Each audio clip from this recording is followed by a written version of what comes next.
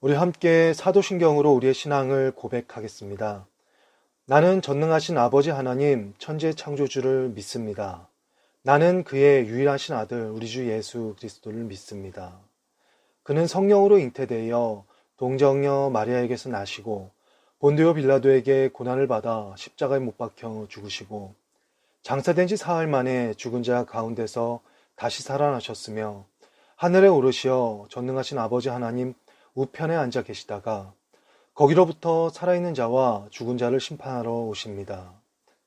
나는 성령을 믿으며 거룩한 공교회와 성도의 교제와 죄를 용서받는 것과 몸의 부활과 영생을 믿습니다. 아멘. 오늘 하나님께서 우리에게 주시는 말씀은 예레미야 26장 16절에서 24절 말씀입니다. 예레미야 26장 16절에서 24절 말씀을 우리 함께 봉독하도록 하겠습니다. 고관들과 모든 백성이 제사장들과 선지자들에게 이르되 이 사람이 우리 하나님 여호와의 이름으로 우리에게 말하였으니 죽일 만한 이유가 없느니라. 그러자 그 지방의 장로 중 몇 사람이 일어나 백성의 온 회중에게 말하여 이르기를 유다의 왕 히스기야 시대에 모레셋 사람 미가가 유다의 모든 백성에게 예언하여 이르되 만군의 여호와께서 이와 같이 말씀하셨느니라. 시온은 밭같이 경작지가 될 것이며 예루살렘은 돌무더기가 되며 이 성전의 산은 산당의 숲과 같이 되리라 하였으나 유다의 왕 히스기야와 모든 유다가 그를 죽였느냐?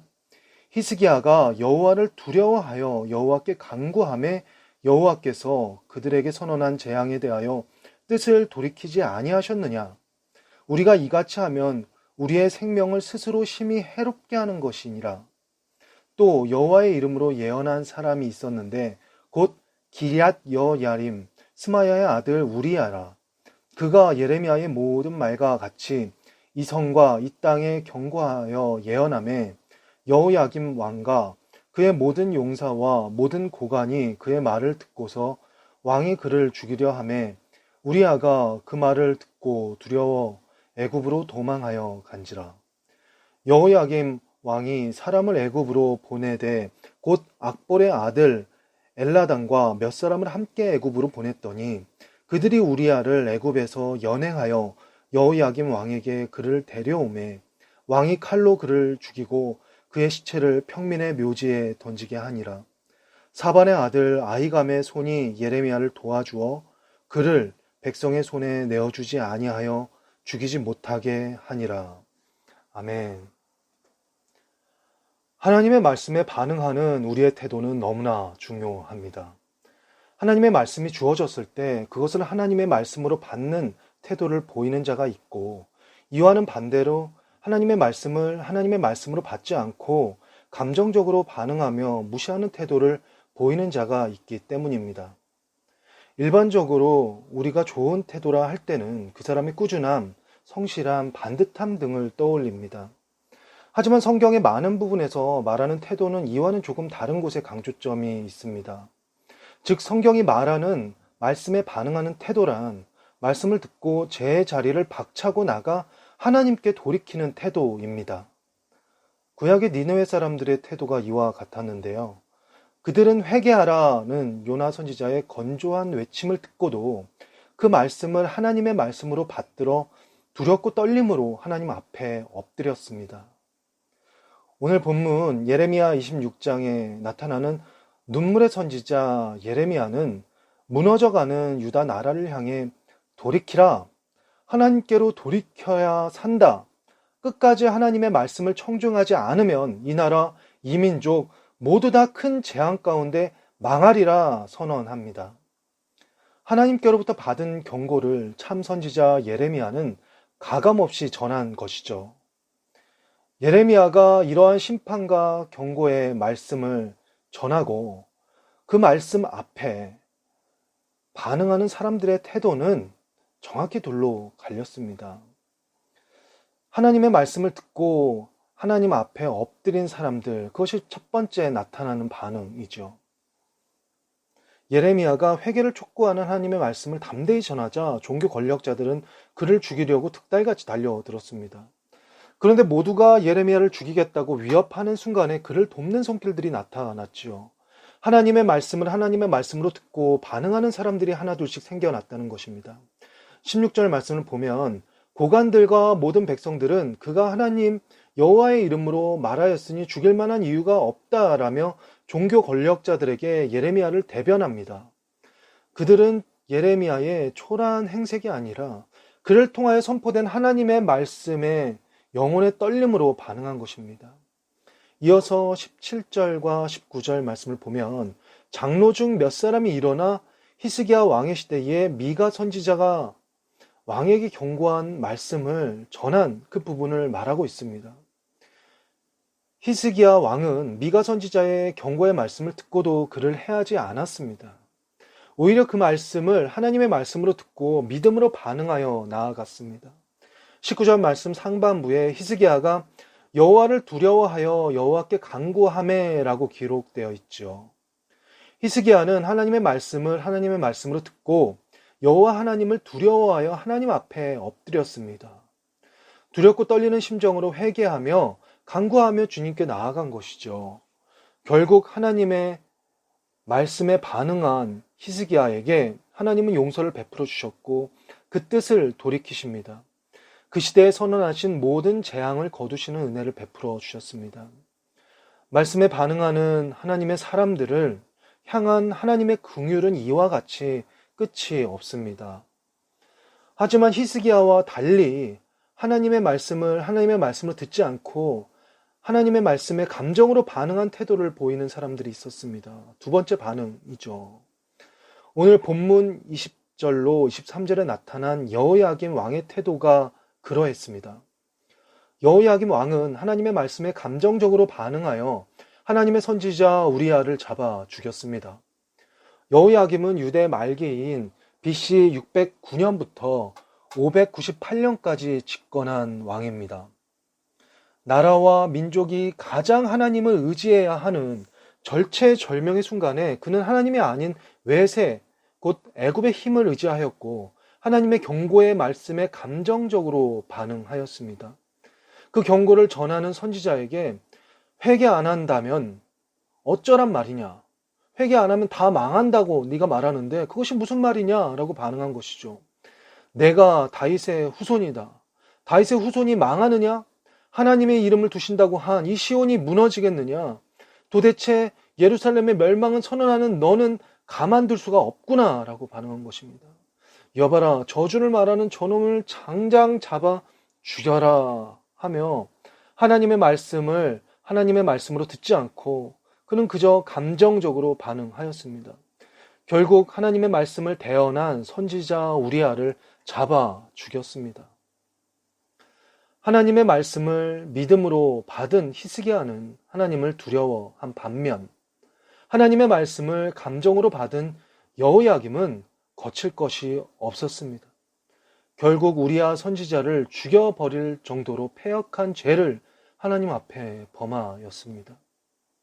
그리고 그 칼날은 또 다른 하나님의 선지자인 예레미야를 겨누고 있었습니다.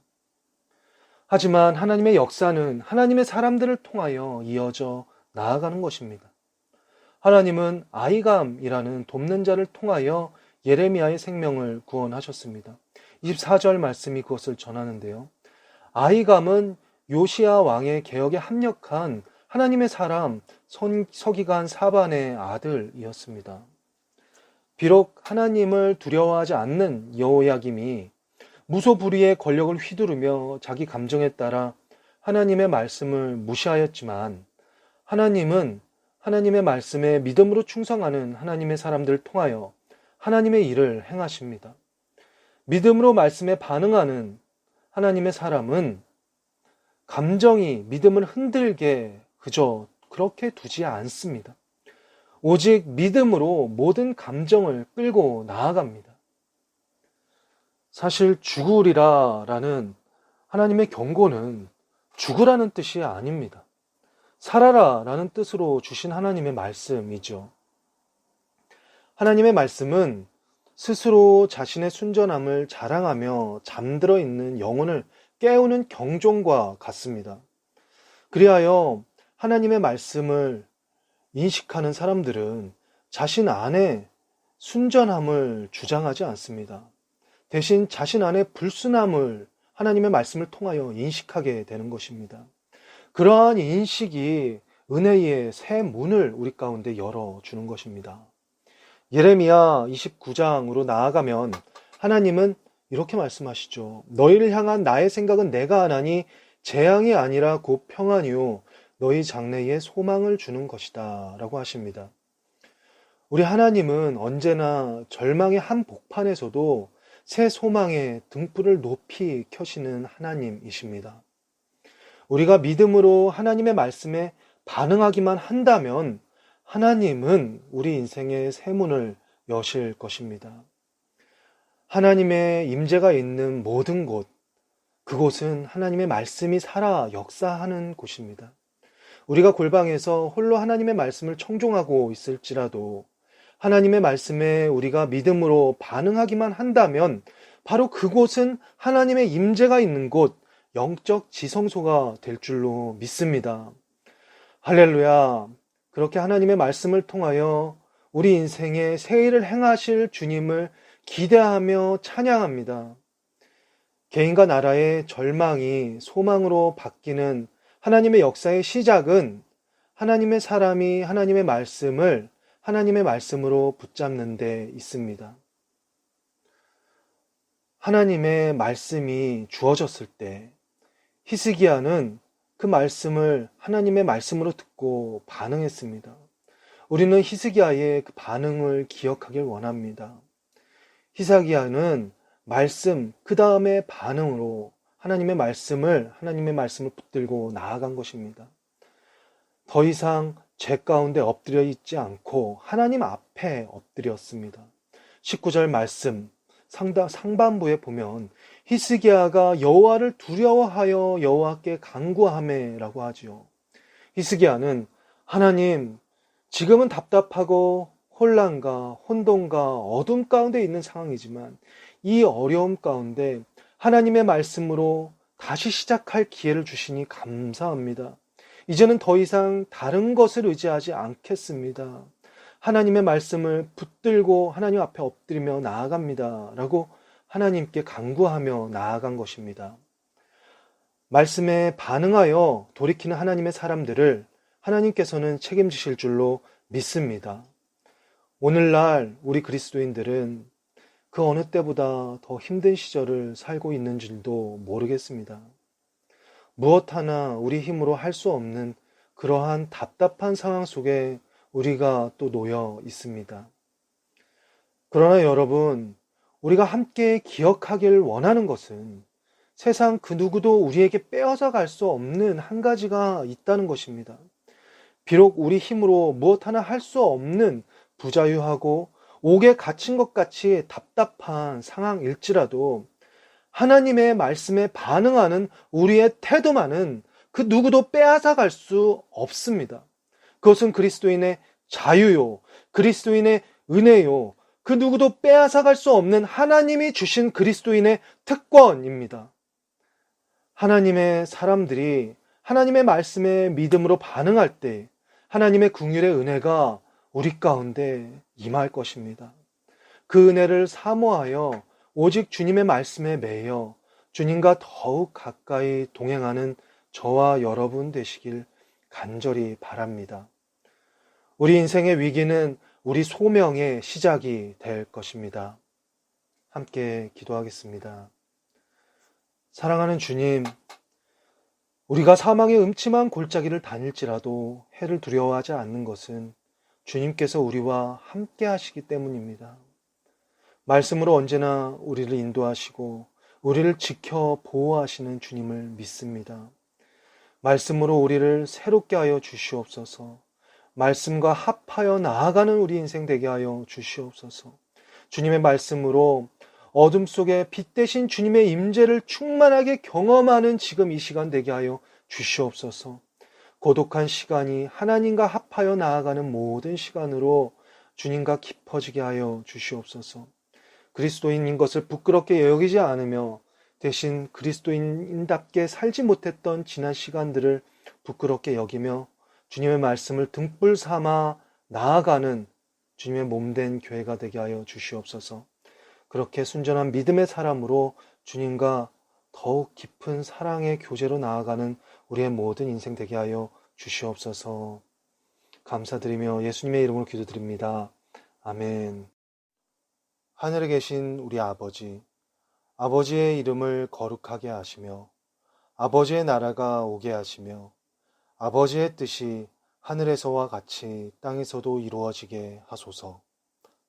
오늘 우리에게 일용할 양식을 주시고 우리가 우리에게 잘못한 사람을 용서하여 준 것 같이 우리의 죄를 용서하여 주시고 우리를 시험에 빠지지 않게 하시고 악에서 구하소서.